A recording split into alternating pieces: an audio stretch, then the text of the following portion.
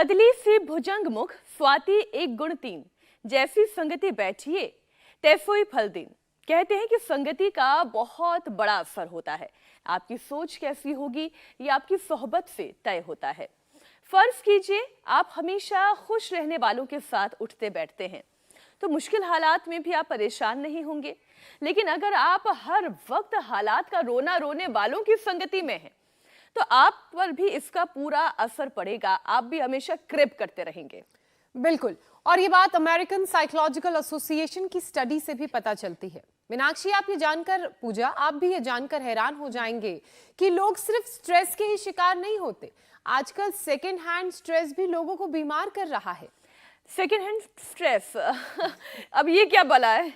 ये ठीक वैसा ही है जैसे पैसिव स्मोकर, जिसमें सिगरेट कोई और पीता है लेकिन उसका धुआं साथ वाले को उतना ही नुकसान पहुंचाता है जितना पीने वाले को। मतलब ये कि ज्योत्सना, कोई घटना, कोई सिचुएशन किसी और के साथ बीत रही है वो आपको भी परेशान कर सकती है। बिल्कुल ठीक कहा।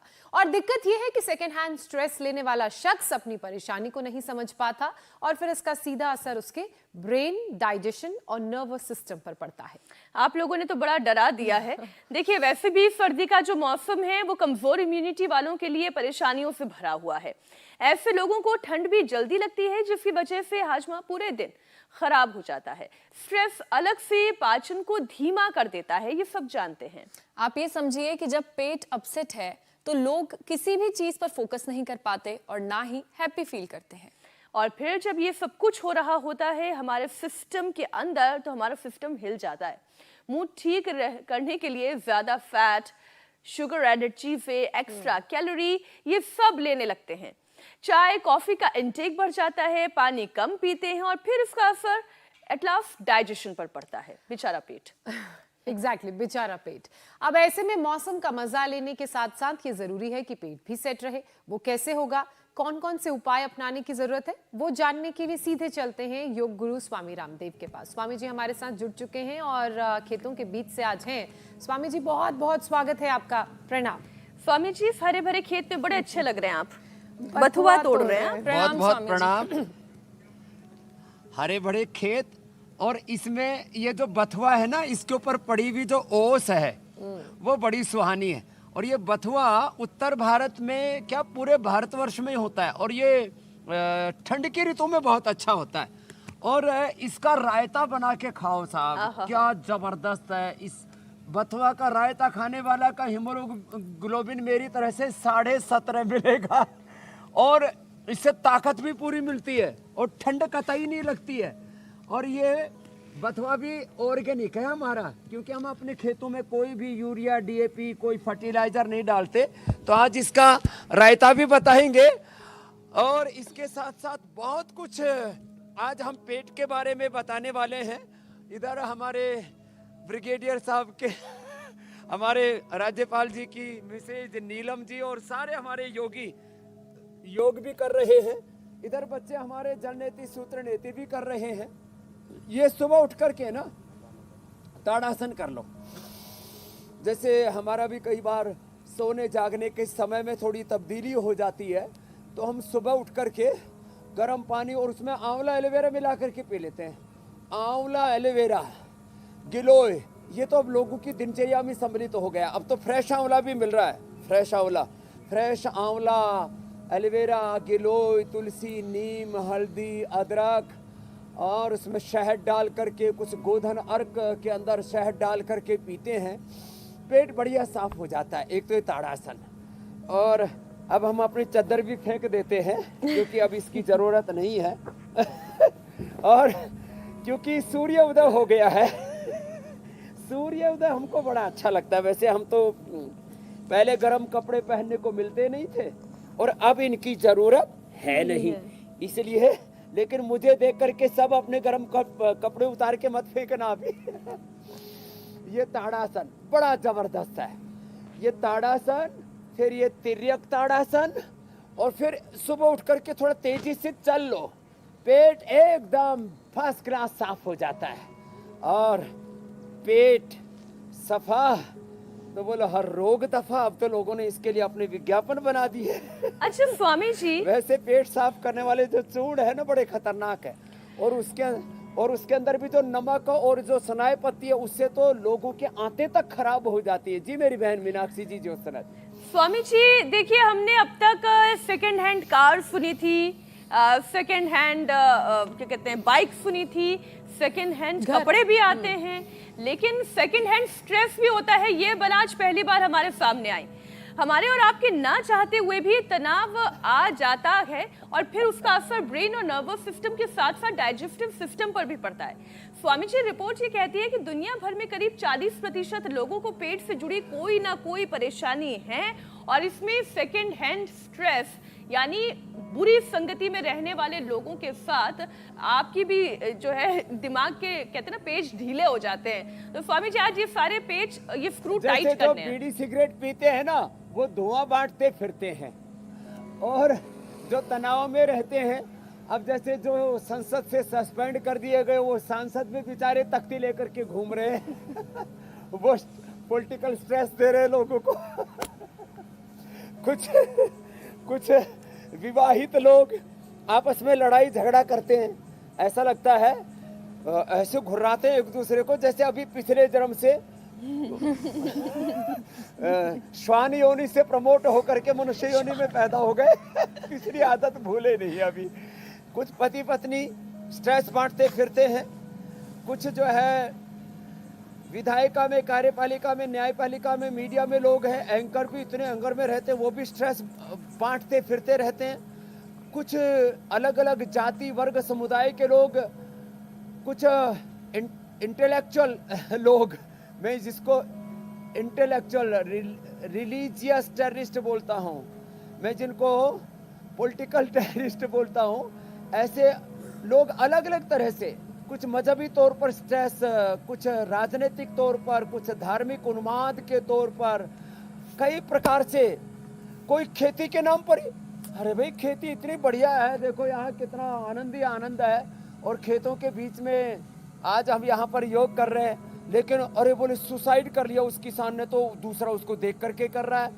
तो ये जो सेकंड हैंड जो स्ट्रेस है ये लोगों को इसलिए मिलता है क्योंकि लोगों ने जीवन जीने का जो सलीका था, तरीका था, उसको भुला दिया।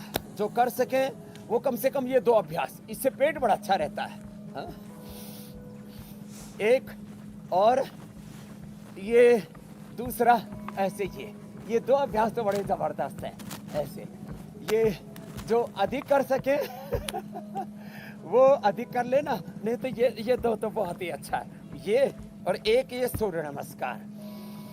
और हमारे बच्चे जल नीति सूत्र नीति भी कर रहे हैं। यहाँ पर हमने अभी शंख प्रक्षालन के 3 आसन कराए, ताड़ासन, तिर्यक ताड़ासन, कट चक्रासन। अभी तिर्यक भुजंगासन और उद्राकर्षासन, शंखासन भी कराएंगे और साथ में बहुत कुछ बताएंगे भी। सुबह खाली पेट जो जीरा धनिया मेथी सौंफ का पानी हम बोलते हैं ना पेट के लिए पंचामृत, और उसमें भी जीरा का, धनिया का, सौंफ का, मेथी का, अजवाइन का, मुलेठी का, गुलाब के फूल का क्या महत्व वो भी बताएंगे।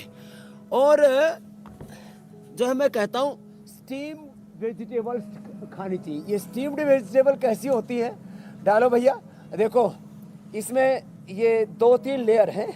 इसमें नीचे तो गर्म पानी है और उसमें से स्टीम निकल रही है। वो स्टीम जो है उससे गाजर, चुकंदर, मटर और गोभी, सारी की सारी चीजें ना वो स्टीम्ड हो जाती हैं और उसमें थोड़ा सा सेंधा नमक डाल करके खाओ। ये जो तला भुना खा करके, पहले तला खाते हैं फिर खुद तला भुना खा करके खुद पी ले जाते हैं उसमें, तल भुन तो हो ये जाते हैं। इनके इस चक्कर से भी आज बचना है। तो ये भी अब ऐसे ही चलते भुनते रहते हैं और तो पहले तलते हैं फिर पिलते हैं, तो ये सारा कार्यक्रम बंद हो जाएगा। हाँ, सुबह सुबह खाओ ना, अमरूद खाओ, अनार खाओ, सेव खाओ, और ये पपीता, ये देसी पपीता है। देसी पपीता ऐसा होता है, ये अंदर से भी और फिर जो स्ट्रेस देने वाले ऐसे सेकंड हैंड स्ट्रेस वाले लोग हैं उनसे कहें दफा हो जाओ। अब स्वामी जी कोरोना की भी बात करते हैं। कोरोना भी एक बार फिर से पैर पसार रहा है। JN.1 वेरिएंट के लिए कहा जा रहा है कि ये ओमिक्रॉन से भी ज्यादा खतरनाक है। हर्ड इम्यूनिटी के बाद भी एक दिन में 6 लोगों की मौत हुई है और हमने ये देखा है कि इन्फेक्शन का असर पेट पर पड़ रहा है। तो सर्दी के दिनों की शुरुआत कैसी होनी चाहिए? हमारा डाइजेस्टिव सिस्टम हमेशा परफेक्ट रहे, चाहे मौसम कोई भी हो, लेकिन खास तौर पर सर्दी के मौसम में दिन की शुरुआत कैसे करनी चाहिए कि इम्यूनिटी मजबूत रहे, पेट स्वस्थ रहे और कोरोना का असर ना हो?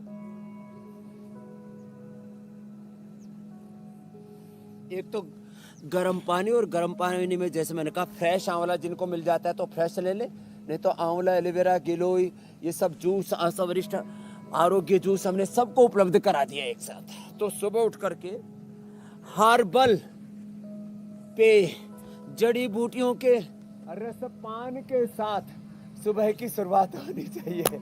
और फिर ये पावर योगा का सेशन तो हम आजकल रोज ही करा देते हैं। ऐसे ये लगाओ दंड बैठक लगाओ, ठंड भगाओ, लगाओ दंड भगाओ ठंड, ऐसे कर लें। और जो थोड़े मजबूत से हैं वो ऐसे कर लें, ये ऐसे, ये। अब बोले बाबा जी ऐसे लगा लिया फिर तो कमाल ही हो जाएगा, ऐसे। और फिर जो कर सके वो ऐसे करना। देखो ये ऐसे कोशिश तो कर ले मेरे साथ साथ। हाँ लगा, ऐसे पैर आए, कोहनियों के बाहर की तरफ घुटने, और फिर ऐसे नीचे गए, फिर उठे, फिर वापस आए। ऐसे जब बैठते हैं ना तब पंजों पर वजन रहता है, एड़ियां खड़ी रहती हैं, और ऐसे ये वाली दंड तो स्वामी जी वाकई बहुत दिनों से नहीं लगाई है। पर भी लगाते हैं ऐसे, ऐसे मुट्ठी बांध करके भी ऐसे, ये ऐसे ऐसे, और जो है मजबूत हो गए भाई। फिर ऐसे, ये तो और ज्यादा जोरदार है, ऐसे ऐसे भाई। और किसी की ठंड भगे नहीं, भगे अपनी तो भगी जाती है। और शक्ति जगेगी, ठंड भगेगी। ऐसे, ये ऐसे ऐसे ऐसे कर ले। बाकी ऐसे तो कर ही सकते हैं, ये भुजंगासन। और थोड़ा सुबह उठ के पानी पिया ना तो तिर्यक भुजंगासन, ऐसे, ये ऐसे ऐसे इसको कर ले तो ये पूरा अनुष्ठान हो गया। ऐसे लंबे लंबे श्वास। तो सुबह की शुरुआत दंड बैठक के साथ करो। गरम गरम पानी पियो, गरम गरम चाय नहीं पीना, चाय। हे मेरे राम, सुबह सुबह चाय चाय, हाय हाय, टाटा बाय बाय। क्या क्या मतलब हुआ भाई? अरे अब तो सनातन का अमृत काल चल रहा है, गौरव काल चल रहा है। सुबह उठो, गर्म पानी पियो, उसमें गोधन अर्क और मधु डाल के पियो, आंवला, एलोवेरा, गिलोय, तुलसी, नीम, हल्दी, अदरक, हनी डाल करके पियो। सुबह सुबह कुछ ऐसे है उनका पेट में डालो नहीं तो नीचे से निकलता ही नहीं। अच्छा स्वामी जी, जब गोधन अर्क की बात करते हैं, डालो नहीं तो प्रेशर ही नहीं बनता। इन तीनों प्रकृति में क्या ये समान रूप से काम करता है? तो पपीता खा लो। हाँ देखो, गिलोय तो त्रिदोष नाशक है। सामान्य रूप से वात, पित्त, कफ त्रिदोष बढ़े हुए हैं तो आंवला, एलोवेरा, गिलोय, तुलसी, नीम, हल्दी, अदरक, शहद डाल करके पी लें। जिनको बहुत ज्यादा वात है, बहुत ज्यादा अर्थराइटिस है, उनको आंवला मना करते हैं बस। बाकी वात, पित्त, कफ त्रिदोषों में कोई दिक्कत नहीं है। आंवला मात्रा थोड़ी कम कर दिया करें। बहुत ज्यादा दर्द होने पर थोड़े दिन के लिए आंवला बंद कर देते हैं, बाकी कोई दिक्कत नहीं है, ये जो मैंने बताया है। फिर ये जीरा, धनिया, मेथी, सौंफ, अजवाइन पेट के लिए रामबाण है। जीरा से डाइजेशन अच्छा होता है। धनिया पित्त सामक है, सौंफ भी पित्त सामक है। मेथी और अजवाइन जो है ये गैस को दूर करते हैं, डाइजेशन को अच्छे, दीपन पाचन अच्छा करते हैं। जिनका डाइजेशन अच्छा नहीं है, भूख अच्छी नहीं लगती है, तो मेथी अजवाइन के पानी से भूख अच्छी लगेगी। जीरा से डाइजेशन भी अच्छा होता है और डाइजेस्टिव सिस्टम के साथ साथ माँ बहन बेटियों का रिप्रोडक्टिव सिस्टम भी अच्छा होता है। जो माँ बहन बेटियां जिनको मैंने तो कई बार पहले भी बताया है, डिलीवरी के बाद स्तनों में दूध नहीं होता तो जीरा और शतावर खिला दो। और पशुओं को भी जिनको दूध कम होता है थोड़ा सा जीरा और थोड़ा शतावर खिला दो, बहुत ज्यादा दूध तक बढ़ जाता है। माने शरीर को पुष्ट भी करता है धनिया, डाइजेशन को अच्छा करता है ये जो है जीरा, और शरीर को पुष्ट भी करता है। तो जीरा जो है ये पाचन तंत्र के लिए, धनिया जो है ये पित्त के लिए, मेथी और अजवाइन जो है ये पूरा गैस आदि के लिए, और सौंफ जो है ना ये पित्त का प्रशमन करने के साथ साथ पेट को बहुत बढ़िया साफ कर देता है। यानी सौंफ अगर का सब कुछ बिगड़ा हुआ है और, शरीर में तो इन जिनको सबको बहुत ही ज्यादा मिक्स पित्त करके बढ़ा हुआ भी उनके पानी लिए तो- पिया जा सकता है। पंचामृत हो गया।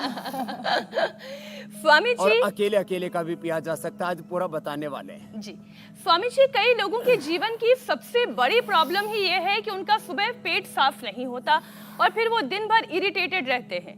कॉन्स्टिपेशन की प्रॉब्लम अगर किसी को हो तो फिर इसका परमानेंट सॉल्यूशन आयुर्वेद के जरिए, योग के जरिए कैसे है?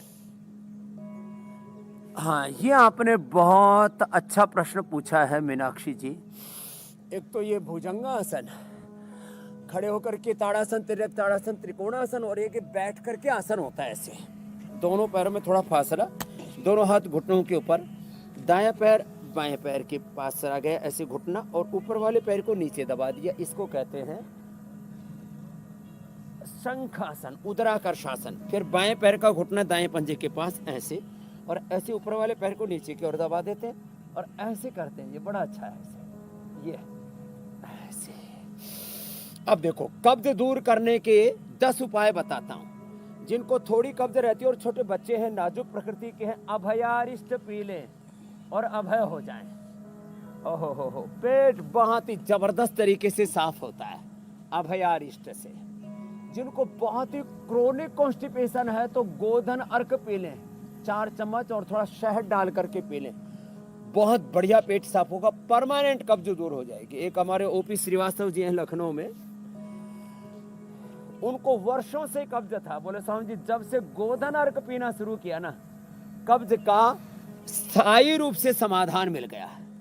फिर कभी कभी त्रिफला चूर्ण ले ले, कभी कभी हरितकी चूर्ण ले ले, और ज्यादा परेशानी है तो उदर कल्प चूर्ण ले लें। और हमने एक शुद्धि चूर्ण बनाया है, ये तो बहुत ही जबरदस्त है।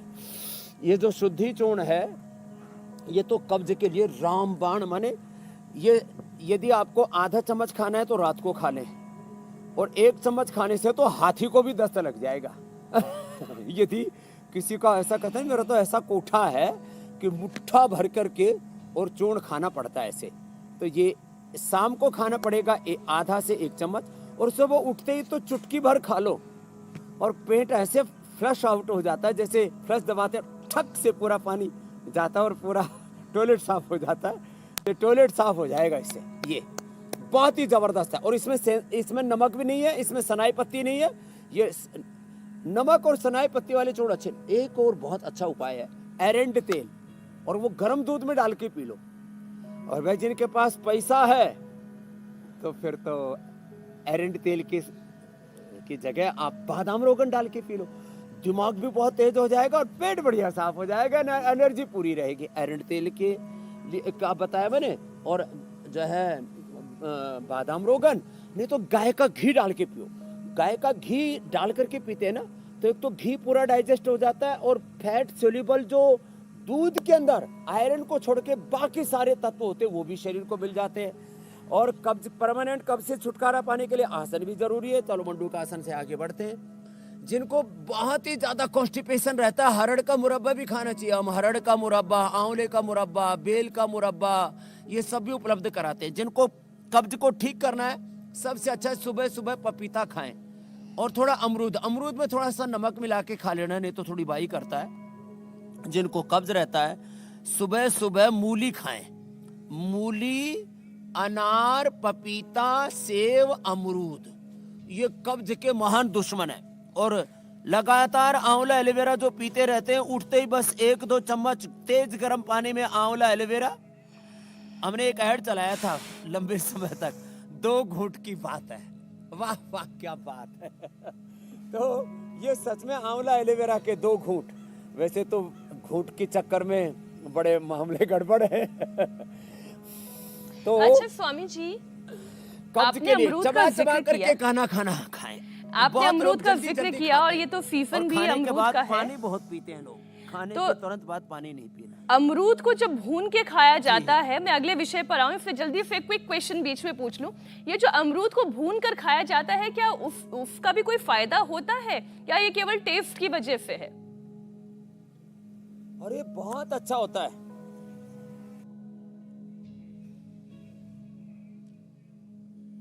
हवन कर रही है नीलम जी, करो जी माता जी। अब इस हवन का एक फायदा और भी ले लेते हैं। इस हवन कुंड में ये फल की आहुति दे दो। इधर से ले जाओ बेटा, ये फल हवन कुंड में ऊपर ही डाल दो, अमरूद दोनों ही डाल दो।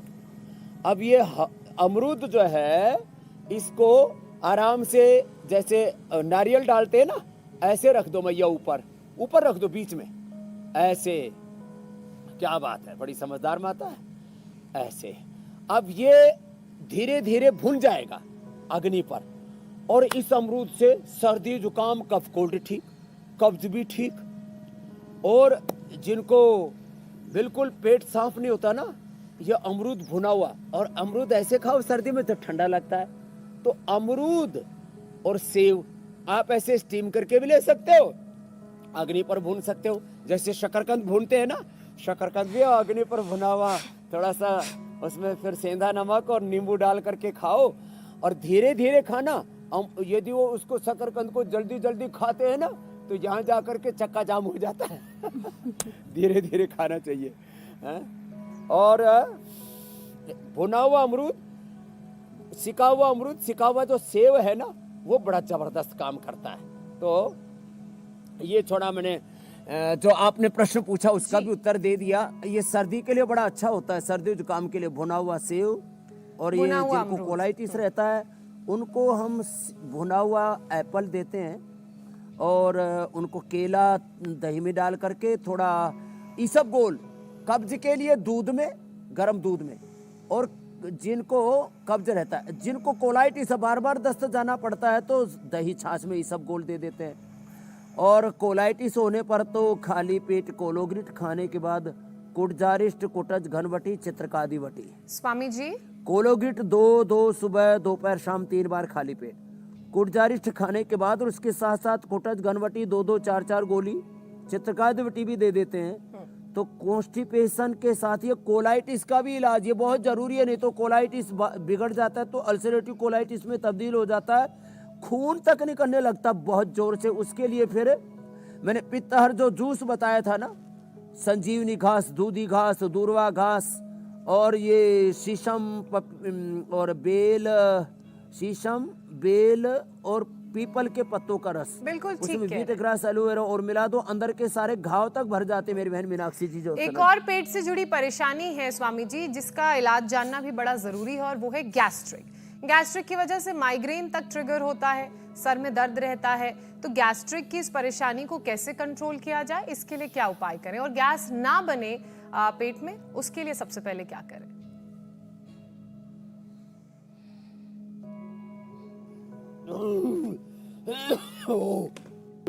ऊपर से नीचे से इतना लोग गैस छोड़ते रहे मेरे राम राम राम। देखो, गैस के लिए मंडूकासन, योग मुद्रासन तो है ही, ये गोमुखासन और पवन मुक्तासन करते करते गैस रिलीज भी हो जाती है, और गैस फिर बनेगी नहीं। तो गैस बने ही नहीं, इसके लिए एक तो करें ये गोमुखासन और पवन मुक्तासन। गोमुखासन एक तरफ से 1-2 मिनट से लेकर के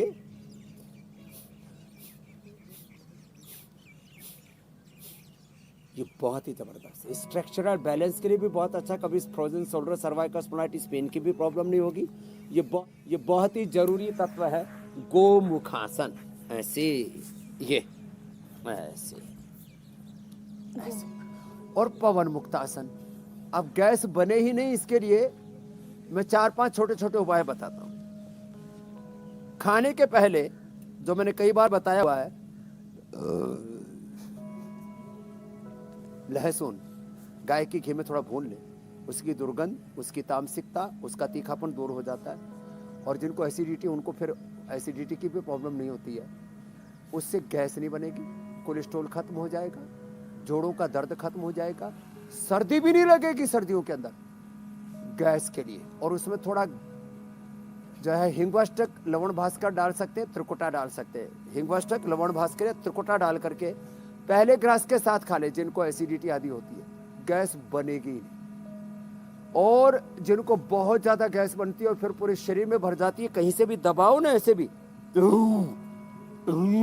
ऐसे ऐसे दबाते हैं तो गैस निकलती है, उनको फिर लहसुन खाली पेट 5-5 कली से शुरू करके 3-5 से शुरू करें और 10, 15, 20, 25 तक हमने खिलाई है। लहसुन कल्प में इसको बोलता हूँ। और पवन मुक्तासन और मंडूकासन। पवन मुक्तासन ऐसे सीधे लेट करके, और ऐसे ऐसे करना है, थोड़ा चलित पवन मुक्तासन भी कर सकते हैं, ऐसे ऐसे, ये बड़ा जबरदस्त है। पवन मुक्तासन गैस्ट्रिक के लिए, लहसुन कल्प, और इसके अलावा खाने के बाद गैसर।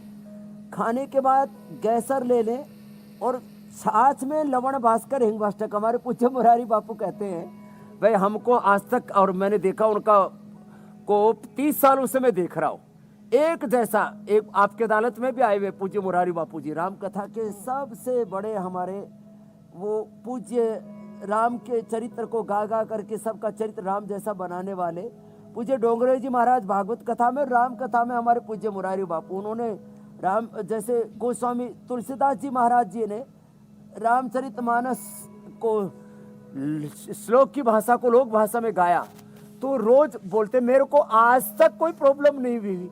सब उनकी आयु जो है पता नहीं 70, 75, 80 के आसपास पहुंचने वाली है, 75 के और आसपास हो गई स्वामी जी। 60 साल से ज्यादा तो उनको राम कथा गाते हुए हो गए। हाँ, और उनको जो है वो खाने के बाद लवण भास्कर और गैसर, ये हिंगवाष्टक चूर्ण छाछ में डाल करके पीते हैं, छाछ में डाल करके, बड़ा जबरदस्त है। और ये हमारे गुरुजी ने भी हमको बताया, बड़ा जबरदस्त इसका लाभ है। स्वामी जी, ये अभी पवन अभी हमारी मुक्तासन, टीम उत्तान जानकारी पादासन। दे रही है, वो तो खाना 75 को भी चबा पार करके कर खाएं। 77 की उम्र में आ 99% गए लोग हैं। जल्दी जल्दी खाते हैं, उससे भी गैस बहुत बनती है। जी मेरे भाई बहन। अच्छा स्वामी जी, आपने अभी थोड़ी देर पहले कोलाइटिस का भी जिक्र किया, इससे थोड़ा सा मैं आगे और आपसे बढ़कर सवाल पूछना चाहती हूँ कि कोलाइटिस पेट की एक ऐसी बीमारी है जिसमें पेट में मरोड़ उठना, हमेशा ऐसा लगता है कि जैसे प्रेशर बन रहा हो, इससे कैसे निजात पाएं? कोलाइटिस एक गंभीर समस्या है। अब फर्ज कीजिए कोई मीटिंग में बैठा हुआ हो, अब उसके पेट में मरोड़े उठने लगे, वो क्या मीटिंग कर पाएगा, क्या अपना काम कर पाएगा?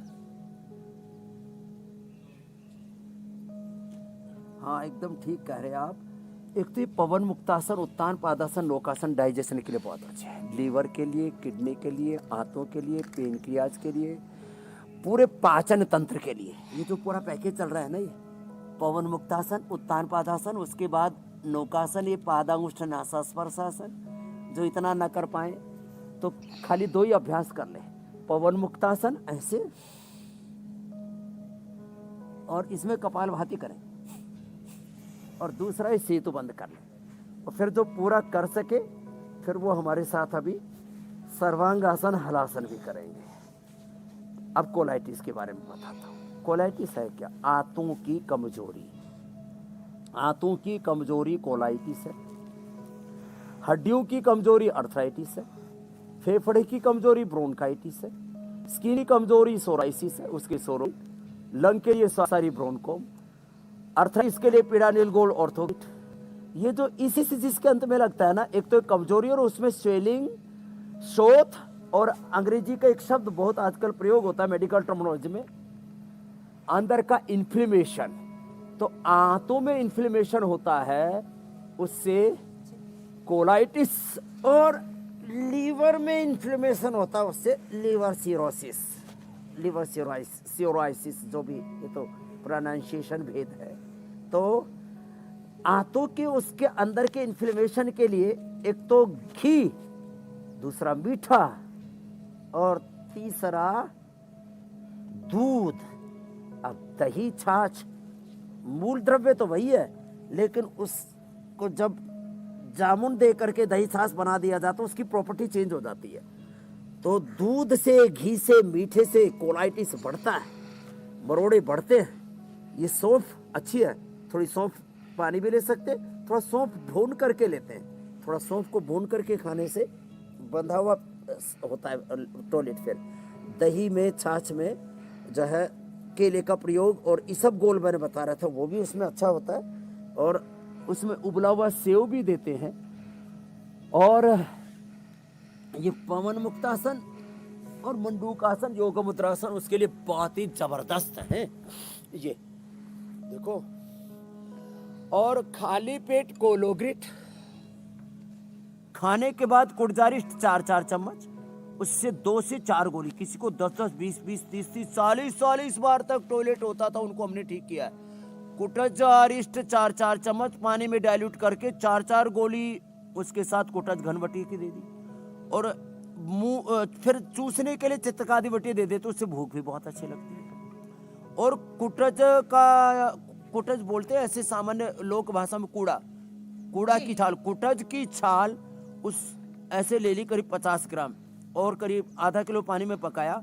जब 100 ग्राम बच गया तो उसको छान के उसमें यही कुटज घनवटी और कोलोग्रिट और चित्रकादी वटी मिला करके उसी, और छाछ थोड़ी सी मिला करके, दही मिला करके उसी की बस्ती एनिमा दे देते। कोलाइटिस 100% क्योर हो जाती है। एलोपैथी में कोलाइटिस के लिए कोई दवाई नहीं है। अच्छा स्वामी जी, लीवर सिरोसिस के लिए कोई दवाई नहीं, इसके लिए लिवोग्रिट और लिवामृत ही दवाई है। जी मेरी बहन, कब्ज कॉन्स्टिपेशन की हमने बात की, और अगर लंबे वक्त तक ये बीमारियां रहती हैं, खास करके कब्ज, तो पाइल्स, फिशर और फिस्टुला की परेशानी हो जाती है जिसका आप भी जिक्र कर रहे हैं। तो इन परेशानियों से बचने का क्या उपाय है? ये आपने बहुत अच्छा पूछा। पाइल्स, फिशर, फिस्टुला आपने एकदम ठीक कहा। जब छोटी आंत गड़बड़ होती है तो गैस, कब्ज, एसिडिटी बनती है। बड़ी आंत गड़बड़ होती है तो कोलाइटिस के बाद पाइल्स, फिशर, फिस्टुला होता है। उसके लिए एक तो ये पॉइंट दबाएं, ये आंतें इससे अच्छी हो जाएंगी। ऐसे भी दबा सकते हैं और ऐसे भी दबा सकते हैं। और कोई दूसरा दबा दे तो और अच्छा है। पति पत्नी एक दूसरे को दबा दे, बच्चे माँ बाप का दबा दे, चेले गुरु का दबा दे। वैसे हम तो चेले बनाते नहीं, सबका ही दबा देते तो ये बड़ा अच्छा है। ऐसे अपना खुद भी दबा सकते हैं ऐसे, ये बड़ा अच्छा पॉइंट है ऐसे। और पहले सब बहुएं सासू माँ के पैर दबाया करती थी और माता जी भी लंबा सा आशीर्वाद दिया करते थे, जैसे 4-5 मिनट बहू पैर दबाती रहे फिर ये और दीर्घायु भव, आयुष्मान भव का आशीर्वाद देते थे। देखो ये पॉइंट है, अंगूठे के नीचे, ये यहाँ पर रिस्ट के ऊपर, ये हथेली के नीचे बिल्कुल यहाँ अंगूठे की तरफ से इधर से है, यहाँ से दबाने से पाइल्स, फिशर, फिस्टुला ठीक। 1 कप ठंडे दूध में नींबू निचोड़ करके पी लें। ये जो आजकल भीमसेनी कपूर हमने उपलब्ध कराया पूजा के लिए तो है ही, ये 1 चुटकी भर चने के बराबर कपूर केले में डाल करके खा ले, पाइल्स, फिशर, फिस्टुला ठीक। फिर अर्शकल्प हम पहले देते थे, एक औषधि अर्शोग्रिट, बड़ी जबरदस्त है अर्शोग्रिट वटी। ओ हो 2 गोली सुबह, दोपहर, शाम 3 बार देते। और खाने के बाद अभयारिष्ट पिला दो और एलोवेरा जेल लगा दो जहाँ पाइल्स, फिशर, फिस्टुला है। हम इसमें पतंजलि में ना उसकी सर्जरी भी करते, फिस्टुला बहुत ज्यादा हो जाए तो क्षार सूत्र से। और जात्यादि तेल लगाते हैं, जात्यादि तेल और एलोवेरा दोनों को मिला करके लगा देते हैं ना तो एक मलहम सी तैयार हो जाती है, बहुत बढ़िया। कितना ही भयंकर पाइल्स, फिशर, फिस्टुला हो ठीक हो जाएगा अर्शोग्रिट से। और जो कपालभाति, मंडूकासन, योग मुद्रासन के साथ करना। और कपालभाति करते करते पॉइंट भी दबा लेना। ये हाथ में भी पॉइंट है और सेम पॉइंट पैर में भी है। ये यहाँ पर, यहाँ दबाने से ये जो टखने के नीचे है ना, ऐसे ही बैठ जाओ, ऐसे ही बैठ करके ऐसे लो। आज से ही पाइल्स, फिशर, फिस्टुला में फायदा। 50% फायदा एक ही दिन में हो जाएगा। और स्वामी जी, तीखा, तला, मिर्ची, मसाला, लाल मिर्ची छोटे बचपन में तो हमने खाई, तो मिर्ची और जो है ना प्याज और ये सब है ना चटनी बना करके रोटी पे लगा के थोड़ा खा लेते थे। दही में भी थोड़ी सी मिर्ची डाल दो तो अलग ही टेस्ट बन जाता है, थोड़ा नमक डाल दो। लेकिन ज़्यादा और थोड़ा खाने से, लाल मिर्ची थोड़ी खाओ तो पेट साफ भी होता है, चुटकी भर। लेकिन कुछ तो अरे रामा रामा इतना खाते हैं, देगी मिर्च का तड़का, अंग अंग स्वामी फड़का जी, फड़का खा ले, क्योंकि ऊपर से आप नीचे तक खाने की फड़केगा। बात कर रहे हैं तो ये कई बार मामला स्वामी जी गड़बड़ है। लोगों को भूख तो लगती है, लेकिन उसके जरा से खाने के बाद उनका पेट भरा भरा सा लगता है, खाना खाया नहीं जाता। ये क्यों होता है स्वामी जी? क्या इसका कोई लिवर कनेक्शन पेट में है? आफरा ऐसा सा है तो इसका भी एक उपाय बता दीजिए। अपचन, हाँ Indigestion. अपचन है, पाचन शक्ति कमजोर पड़ गई। मंदाग्नि इसको आयुर्वेद में बोलते हैं। जठराग्नि कमजोर पड़ गई। सप्त धातुअग्नि, पंचभूताग्नि, जठराग्नि और ये प्राणाग्नि से उद्बुद्ध होती है। इसलिए आयुर्वेद की चिकित्सा को काय चिकित्सा कहा है। और काय माने अग्नि, अग्नि चिकित्सा। तो मंदाग्नि होने पर ये पेट फूला फूला सा और भूख भी नहीं लग रही, और थोड़ा खाते ही फिर ऐसे जीसा मिचलने लगता है। तो क्या करें? एक तो खाने का सीक्वेंस बदले। खाने में पहले ले अनार, पपीता, थोड़ा सेब, और फिर आप पका हुआ खाना खाएं तो कभी ये प्रॉब्लम ही नहीं होगी। फिर जिनको बहुत ही ज्यादा ये गड़बड़ी है ना, लिवोग्रिट और लिवामृत इसकी परम औषधि है। अभी मैं इसबगोल के बारे में बता रहा था, और ये हाँ ये तो भूले ही गए, गुलकंद रात को दूध से ले लो, ये सबसे सौम्य दवाई है कॉन्स्टिपेशन की। और गर्म दूध के अंदर ये इसबगोल भी। कोलोग्रिट कोलाइटिस के लिए बता रहा था, और ये लिवोग्रिट और लिवोग्रिट वाइटल, ये उसके एडवांस वर्जन है लिवोग्रिट वाइटल। ये खाली पेट और ये खाने के बाद लिवर इतना जबरदस्त हो जाता है इससे, ओहो हो खाया पिया स्वामी जी, सब। सर्दियों में कहते हैं ना, गुलकंद लिया जा सकता लोक है भाषा में क्या? कहते हैं ना लक्कड़ पत्थर हजम। गुलकंद इसका तो मतलब ठंडा लक्कड़ होता पत्थर है नहीं क्योंकि? खाना। हाँ गर्म, इसको लो ना।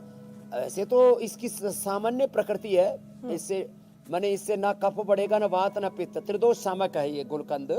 फिर भी किसी को थोड़ी ठंड लगती है तो दूध में थोड़ा हल्दी, शिलाजीत, केसर डाल लो, फिर ले लो, तो जो है फिर ठंडा करने का मतलब ही नहीं। वैसे समशीतोष्ण प्रकृति है गुलकंद की। जी गुलाब अपने आप में थोड़ा ठंडा होता है, मिश्री भी ठंडी होती है, लेकिन जब गर्म दूध के साथ लेते हैं तो एक कप कोल्ड वालों को, जैसे कुछ ठंडी चीजें हैं ना, जैसे लौकी ठंडी होती है, कप कोल्ड वालों को पानी ठंडा, पानी की भी प्रकृति शीतलता है ना, जल का सहज गुण जो है शीतलता है, तो वो कप कोल्ड में नुकसान करता है। दूध ये भी जो है नुकसान करता है, उसकी भी प्रकृति, उसमें शीतलता होती है दूध में भी। तो लेकिन ऐसा ये ठंडक नहीं करता गुलकंद जो है ना। और स्वामी जी, अगर मान लीजिए किसी के अंदर तो की अग्नि थोड़ा काम गर्म होता कर है, नहीं रही लेकिन है गर्म तो प्राणायाम acidity इसे को नहीं बढ़ाने में भूमिका निभा सकता है। और आप हमेशा ये कहते हैं कि 99% बीमारियों का हाँ। इलाज प्राणायाम के जरिए होता है। तो स्वामी जी, सर्दियां भगाएं, पेट को साफ रखें, कौन कौन सा प्राणायाम करें? एक तो भस्त्रिका, इससे तो ना पूरा अंदर का हीटर ऑन हो जाता है। अब सर्दियों में गर्मी जगाओ, अंदर का हीटर ऑन करो, स्वेटर नहीं, अंदर का हीटर।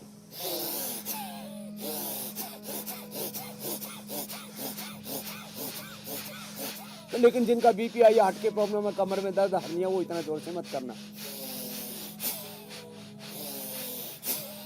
ये कैंसर के लिए, शुगर के लिए, मोटापा के लिए, सर्दी जुकाम के लिए, कफ कोल्ड के लिए, लो एनर्जी के लिए, लो इम्यूनिटी के लिए, उसमें इम्यूनोग्रिट भी फायदा करता है। इम्यूनोग्रिट कोल्ड खा ले। भस्त्रिका। दूसरा है कपालभाति। देखो ऐसे, ये कपालभाति ना 99% लोगों को अनुकूल पड़ता है। अब किसी किसी को जिसको एसिड रिफ्लेक्स होता है ना, एसिड रिफ्लेक्स की प्रॉब्लम होती है, तो जिसको हाइटस हर्निया बोलते हैं, उनको धीरे करना चाहिए। बाकी जिनका बहुत बीपी बढ़ा हुआ उनको धीरे करना चाहिए। जिनको हार्ट की प्रॉब्लम धीरे करनी चाहिए। सारे ब्लॉकेज भी रिमूव हो जाएंगे। कार्डियोग्रिड, हृदयामृत, अर्जुन की छाला, अर्जुन भरभटी, थोड़ा सा तो चेंज करना पड़ता है। कपालभाति डाइजेशन के लिए बेस्ट है। प्राणायाम की इधर जिम्मेदारी लीवर है, मैं, इधर स्प्लीन ज्योत्सना और है, बीच में पूजा निभा इंटेस्टाइन है, लेते हैं। यूट्रस, ओवरी, प्रोस्टेट सब। और आपने कहा कि आज आप खान पान में कुछ ऐसी चीजें बताने वाले हैं जिससे पाचन तंत्र के हीमोग्लोबिन लिए भी बाह्य प्राणायाम बड़ा बढ़ेगा, जबरदस्त है। सेहत अब भी आगे का मिलेगी। कार्यक्रम बताओ। जी जी मैं अब योग शास्त्र के बाद पाक शास्त्र में पहुंचता हूँ। बिल्कुल। स्वामी जी, कल का हमारे कार्यक्रम हमारी त्वचा पर आधारित रहने वाला है। तो दर्शकों को हम बता दें कि सर्दियों में अगर ड्राई स्किन से आप परेशान हैं और ठंडी हवा की वजह से डैंड्रफ और आपके बाल रूखे सूखे बेजान बने हुए हैं, तो योग से बॉडी को 100% मेकओवर दिया जा सकता है। आयुर्वेद के उपाय से आप रहेंगे सदा सुंदर। सिर से लेकर पैर तक सुंदरता के नेचुरल टिप्स योग गुरु करेंगे हर ब्यूटी प्रॉब्लम फिक्स। तो कल सुबह 7:56 पर हमारे साथ जरूर जुड़िए, बल्कि उससे पहले ही इंडिया टीवी लगा लीजिएगा और सर्दी में सेहत के साथ सूरत की हिफाजत भी हमारे साथ मिलकर करिएगा। स्वामी जी, अब पाक शास्त्र की बारी है। तो देखो मीनाक्षी जी, आपने कल का बता दिया। अरे कल तो बताएंगे ही, सो बताएंगे। आज का जो दिन है ना, बड़ा महत्वपूर्ण है। ये बथुआ जो है ना, क्या साहब, इस लाजवाब है। बथुए को उबाल लो, खाली कुल्हड़ी में उबालो तो और ज़्यादा अच्छा है। और बथुए में वैसे खूब आयरन होता है, और कढ़ाई में इसको थोड़ा सा पका लो तो और ज़्यादा अच्छा है। अब इसको फिर ऐसे मथ दिया। ये मथने का काम तो तुम करो भाई, मुझे अभी काफ़ी जॉब और करने हैं। तो इसको मथो और इसमें हल्की सी एक चुटकी भर इसके अंदर ऐसा काली मिर्च डाल दो, एक चुटकी भर इसके अंदर नमक डाल दो, और थोड़ा भुना हुआ जीरा डाल दिया, फिर तो कमाल ही हो जाएगा। और सेंधा नमक, काला नमक दोनों मिला दो, और या लवण भास्कर हिंगवाष्टक डाल दो तो और अच्छा है। ये स्टीम वाला बता रहा था मैं। ये सारे सब्जियों को स्टीम दे करके इसके नीचे का पानी सूप की तरह पी लो, और स्टीम जो है इसके अंदर थोड़ा सा सेंधा नमक, काला नमक डाल करके पी लो, फिर तो कमाल ही कमाल है। अब मैं बता रहा हूँ आपको, ये जीरा जो मैं बता रहा था ना, अकेला जीरा भी ऐसे मिला डाल करके रात को छोड़ दिया और सुबह इसका पानी पी लो बिना उबाले। अग्नि के बिना संपर्क के इसके सारे जो एक्टिव मेडिसिनल कंपाउंड हैं वो सब जो है ये आ जाएंगे पानी के अंदर, और ये पानी बड़ा ही ज़बरदस्त होगा पेट के लिए। ऐसे ही जिनको कॉन्स्टिपेशन रहता है उनके लिए सौंफ का पानी, और ये सौंफ का पानी, और एसिडिटी रहती है उनके लिए, और जिनको गैस बहुत अधिक बनता है उनके लिए मेथी का पानी। अब ये मेथी डायबिटीज़ के लिए, डाइजेशन के लिए बहुत अच्छी, और वात रोगों में भी परम औषधि है मेथी। और अजवाइन भी ऐसा ही है। अजवाइन से भी जो है ना गैस भी दूर होता है और सारे वात रोग भी दूर होते हैं। एक में भी ये सारी चीज़ें डाल सकते हैं और अलग अलग भी। ये जैसे अब ये धनिया भी पित्त के लिए और डाइजेशन के लिए बहुत अच्छा है। अब ये सारी चीज़ एक में ही डाल दी और ये 3 दिन तक काम आएंगी। एक एक चम्मच जैसे डाल दी और ये डाल करके रख दिया, और सुबह इस पानी को पी लिया। 3 से 5 दिन तक हर रोज जो है शाम को भिगो दिया, पानी बदल देना, फिर अगले दिन ऐसे 3 से 5 दिन पानी बदलते रहे। 5 दिन के बाद इसको फेंक दें। 3 दिन बहुत ज़्यादा इफेक्टिव रहता है, चौथे 5वें दिन भी अच्छा काम करता है। जिनको एसिडिटी होती है उनको फिर थोड़ा सा हम ये गुलाब की पंखुड़ियाँ और इसमें थोड़ा मुलेठी जो होती है ना, इसको भी थोड़ा सा छेद करके कूट करके और इसका भी या तो क्वाथ ही ऐसे मिला देते हैं। अब इसका पानी पीते रहने से फिर तो ये तो पंचामृत और सप्तामृत हो गया मुलेठी और गुलाब के साथ।